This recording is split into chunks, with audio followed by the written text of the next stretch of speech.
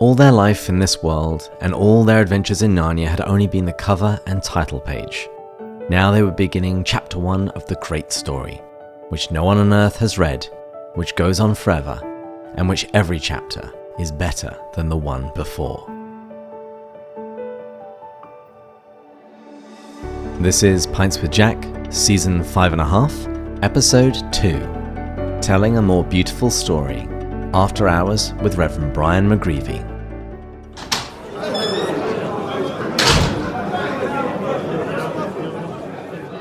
Hello everyone. This is another bonus episode in our little interregnum between Season 5 and Season 6. And today I wanted to invite onto Pints with Jack a former guest of the show, Reverend Brian McGreevy. Reverend McGreevy, welcome back to Pints with Jack. Thank you so much. Delighted to be here with you.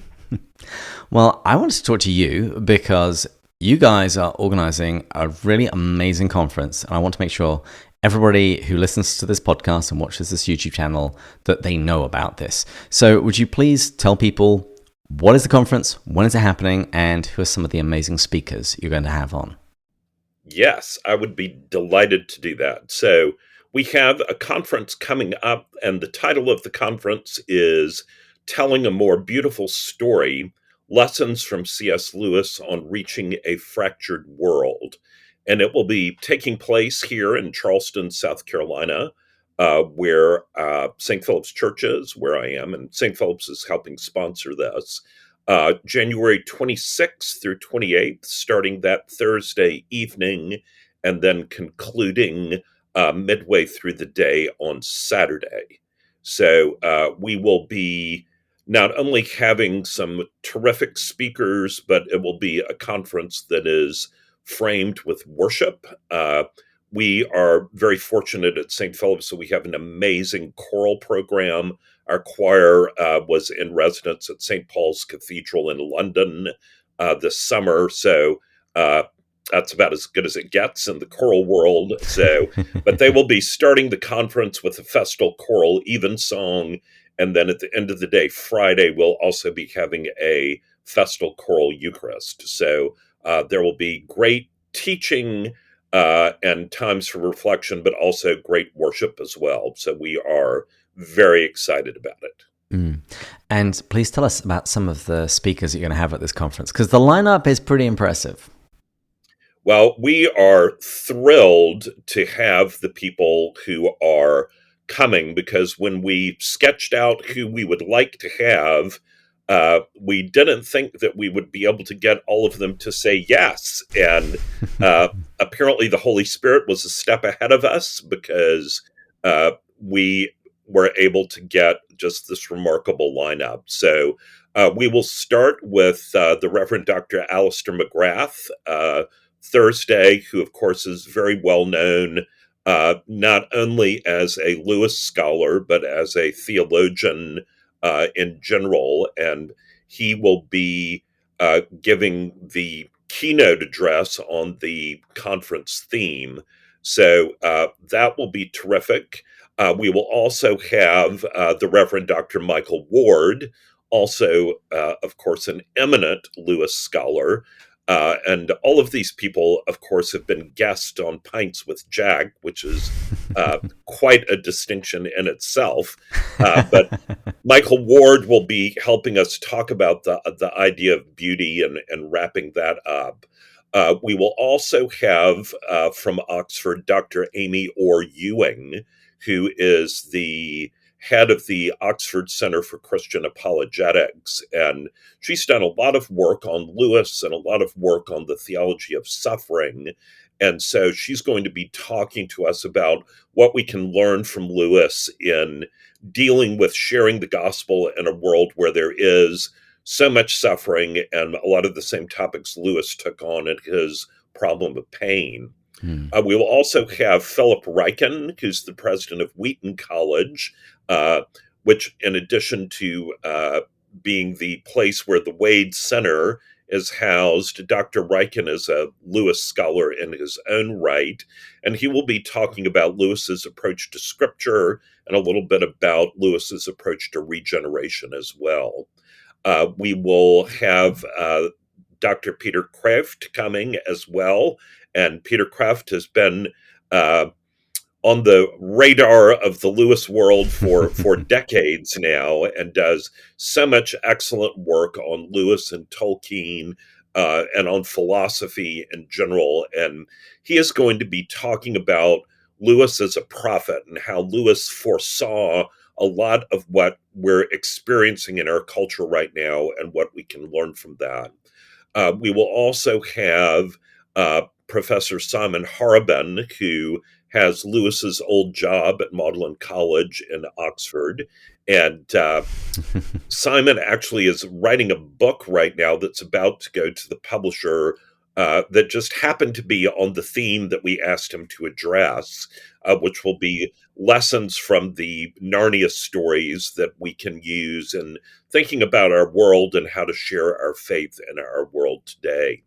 And then we will also have Jerry Root, who is no stranger to anyone in the Lewis world. And Jerry will be talking about one of his favorite topics, which is the whole idea of the imagination and how important the imagination is in Lewis's work, and understanding about the imagination as the organ of meaning, and how that informs our apologetics as well.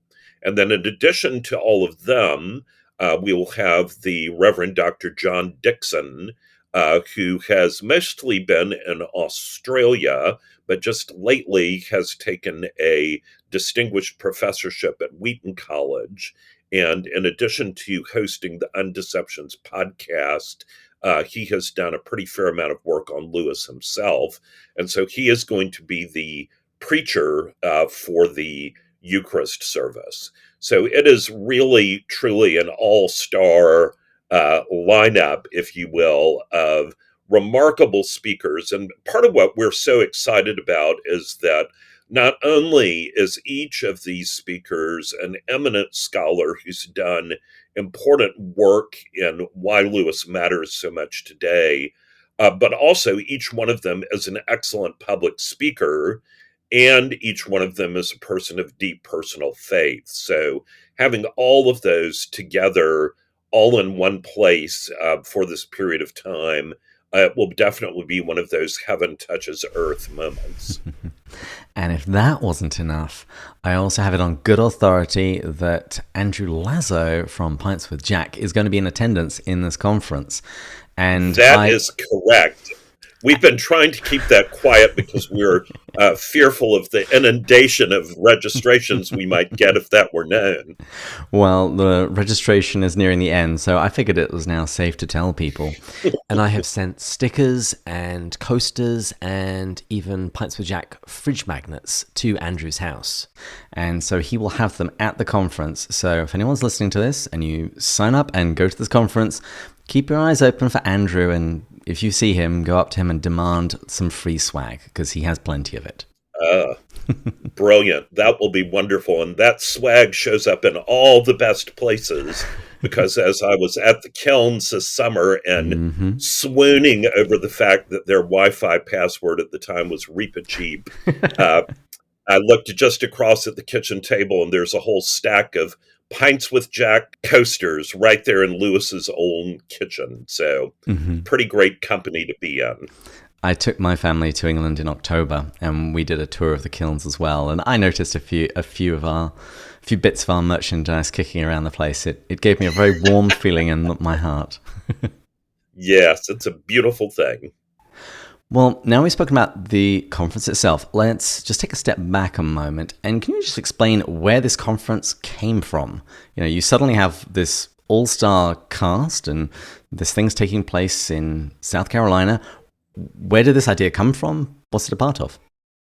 Yes, that's a great question, because it's not self-evident that you would have this huge Lewis conference in Charleston, but this is actually a continuation of a series of conferences that was begun some time ago. And there was originally a theology group that was called Scholarly Engagement with Anglican Doctrine, which is not a very catchy name. And it was redone as Mere Anglicanism starting around 2010. And we have had a number of conferences that are designed to draw in people from all aspects of the Anglican world, both in this country and in other countries. And so that has had a tradition of having really excellent speakers. And so, for example, in the 2016 conference, Alistair McGrath spoke at that as well, as did N.T. Wright, were the two headliners for that. And that conference theme was on the Christian response to secularism. And we've had a variety of other themes. We did one on science and faith, where we had John Lennox from Oxford come. We've had Alvin Plantinga. We've had really just all sorts of eminent scholars come addressing different themes. We did one called The Cross and the Crescent on Christianity and Islam.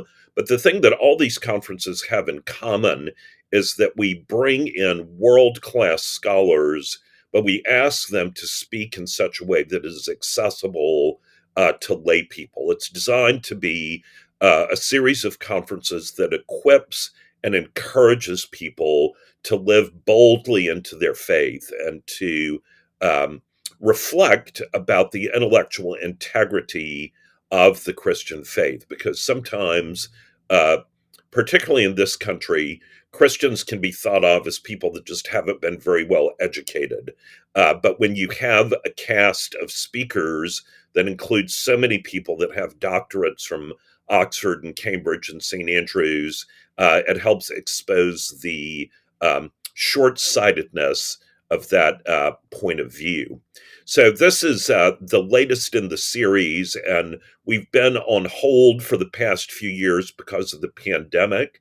And as we were thinking about topics, one of the things that we know, because we do a lot of Lewis teaching in our own congregation that has been picked up by all sorts of people in different places, there's a hunger for understanding the Christian faith through the perspective that C.S. Lewis provides. And so we thought this would be a very appropriate way of bringing the conference back after the pandemic. And the registration has been really strong. I was talking with Hal Poe the other day, and he said he thinks this is now the largest Lewis conference that's ever happened. Wow. Because he said the Montreat one was the biggest one before that, and we've already surpassed that. So we are somewhere around 700 and something right now. So we've got probably about 100 spots left, but we expect it will sell out pretty soon. Well, before we wrap things up and you can repeat the dates and the websites and everything else again, I wanted just to take a moment of having you on the show to talk about the current series that you're running out of your church on what I think is Lewis's best book, contrary to what Andrew and Lewis himself believed, The Great Divorce. So would you mind just saying a few words about that? I would be delighted to do that. And first of all, thank you for helping people find that on the Pints with Jack website. That is a great thing. But we have a continual series of Lewis things that we do at St. Philip's. And The Great Divorce, to me, seemed to be a very timely book right now, because at bottom, when you look at it, each of the characters in that book chooses to stay in hell because they are so committed to speaking their truth. And they feel that their truth is more important than any absolute truth or any consequences that might come from their truth. And so that is a theme that we hear a lot about in our culture right now. So that's important. But the other reason that we really wanted to engage The Great Divorce is that it has such a strong emphasis on the fact that we are destined for eternity. And that's a concept that we're losing sight of in our culture. But not only does it show you about eternity, but the way that Lewis describes heaven just fires your heart with longing. It is, as Lewis says, a supposal, but the imagery that he uses and that we've been unpacking in the class really just makes you want to weep for joy. It's so wonderful. But I think the other reason the book is so important is the characters are so relatable. The things that the people are dealing with, I look right in my own heart, and they're all right there. And some things don't change much over the years. So I think it's just a very timely book, and we're having a great time unpacking it week by week. I think it's definitely one of his most applicable books. Yes. I will concede that Till We Have Faces is probably his deepest book. And actually, in a book club with my brothers-in-law and a few other guys, and we're actually going to be doing Till We Have Faces next. But when it comes to prodding my heart and my soul, there's nothing quite like The Great Divorce, because I always find myself in one of those ghosts somewhere. Oh, yes, indeed. Wonderful. Well, you can find lots of references and the audio and all of the notes for that podcast on pintswithjack.com. But just to wrap things up, let's just return to the subject of the conference. What are the dates? What's the website? And how do people register? Yes. So the dates: Thursday, January 26th, Friday, January 27th, Saturday, January 28th, 2023, here in Charleston, South Carolina, right at the heart of the historic district. All the information is at mereanglicanism.org, and that's MERE, like Mere Christianity, and then Anglicanism, ANGLICANISM.org. That will get you all the information, and the registration website is there as well. And the hotel block is sold out, but there are recommendations on the website of other places. And Charleston in January is a lot better than many other places in the United States in January. It usually is very pleasant weather then. So yet another great reason to come. I just booked Andrew's hotel just a few weeks ago, and I was looking at the temperatures and thought, oh, that's warmer than La Crosse, Wisconsin. Yes, indeed. So it should be great. And we have people coming from all over the country and from other countries as well. So it should be a wonderful time together. And some incredible speakers, and Andrew Lazo, if you like that sort of thing, and the Reverend Brian McGreevy from all of his wonderful podcasts. So thank you for putting this on. Thank you for doing all you do to support knowledge and growth in both Lewis and Christianity. Well, and the same to you. I'm so grateful for the work that you and Matt and Andrew do. And Pints with Jack, I'm recommending to everyone I ever see. So it's a wonderful thing to have something so good to send people to. Your check is in the post. Viewers, listeners, please join us again next time, and we'll continue going further up and further in. Cheers. Cheers.